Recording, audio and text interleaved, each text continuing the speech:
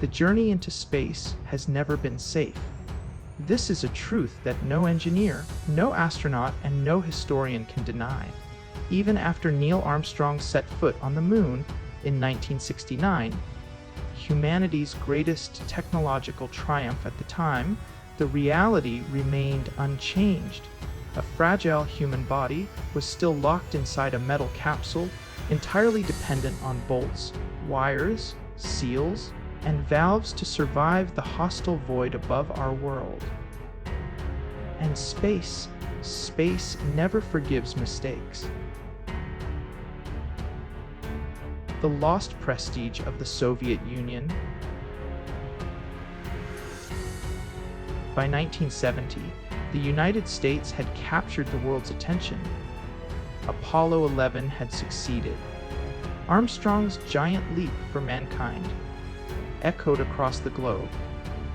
The Soviet Union, once the undisputed leader of the space race, suddenly looked like it was falling behind. They had launched the first satellite, Sputnik Went-Teen, sent the first man, Yuri Gagarin, into orbit, the first woman, Valentina Tereshkova, and the first spacewalk, Alexei Leonov. But the moon, they had lost. The Kremlin knew they could not chase America's lunar triumph. So they chose a different path. If we cannot be the first on the moon, we will be the first to build a home in space. Salyut won humanity's first space home.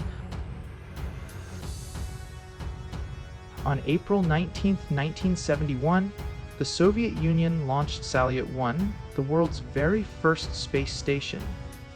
It was a 20-meter long, 4-meter wide orbital cylinder, equipped with laboratories, workspaces, and living quarters. A true house among the stars. But what is a home without residents? Just 4 days later, Moscow ordered the launch of Soyuz 10 to send the first crew aboard Salyut 1. Soyuz 10, a bitter failure. On April 23, 1971, Soyuz 10 lifted off, carrying 3 cosmonauts.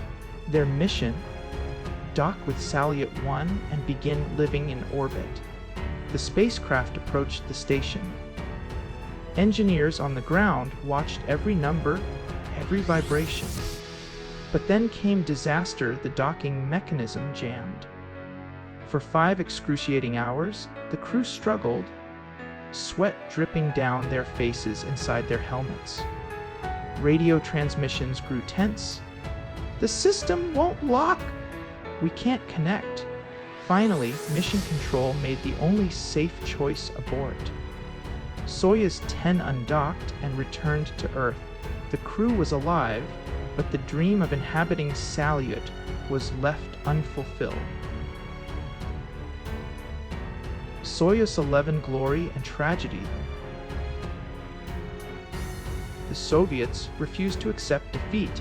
Just 6 weeks later, Soyuz 11 launched on June 6, 1971.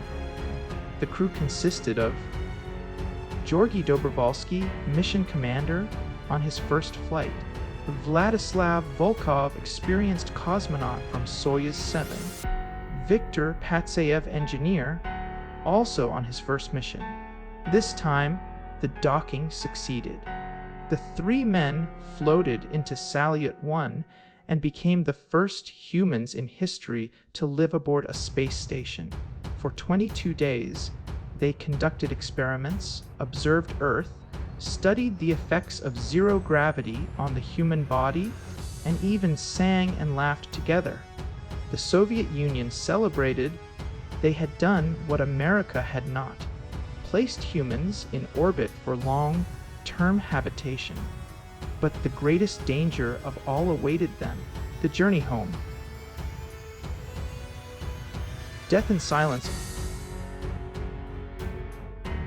On June 29, 1971, Soyuz 11 undocked from Salyut 1. The re-entry sequence began. All systems reported normal. The capsule landed softly on the Kazakh steppe. recovery crews rushed to the scene, ready to assist the weakened cosmonauts. They opened the hatch and froze in horror. Inside, the three men were dead, still strapped to their seats. Their faces were blue, blood trickled from their noses and ears. There had been no explosion, no fire, just silence. Georgy Dobrovolsky, Vladislav Volkov, Viktor Patsayev, alive and laughing on the radio less than an hour earlier, now lifeless. The cause revealed, the investigation uncovered the terrifying truth. During module separation, a ventilation valve had accidentally opened. Within seconds, the capsule depressurized. With no spacesuits to protect them, the cosmonauts were thrown into the full brutality of vacuum. Oxygen in their blood boiled, nitrogen formed bubbles, blood vessels burst. They suffocated in less than 1 minute. Data later revealed that Viktor Patsayev had tried to seal the valve with his bare hands. But he blacked out before he could do anything. Soyuz 11 became the only spaceflight in history where humans died in outer space itself. The Soviet Union held a massive state funeral. Tens of thousands came to honor the fallen cosmonauts. Their ashes were buried in the Kremlin wall, reserved only for national heroes. But the truth was hidden. For 2 years, Moscow refused to reveal the real cause. Rumors spread toxic gases, faulty electronics, even sabotage.